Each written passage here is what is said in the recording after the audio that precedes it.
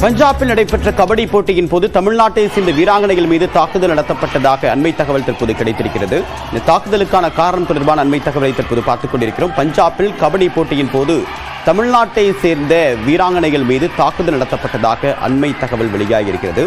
கொடைக்கானல் அன்னை தெரசா பல்கலைக்கழகத்திற்கும் தார்பங்கா பல்கலைக்கழகத்தை சேர்ந்த மாணவிகளுக்கும் இடையே இந்த கபடி போட்டி நடைபெற்ற நிலையில் தமிழ்நாட்டு வீராங்கனைகள் மீது தாக்குதல் நடத்தப்பட்டதாக குற்றச்சாட்டு முன்வைக்கப்பட்டிருக்கிறது. இரு அணி வீராங்கனைகளும் மாறி மாறி தாக்கிக் கொண்டதாக கூறப்படுகிறது.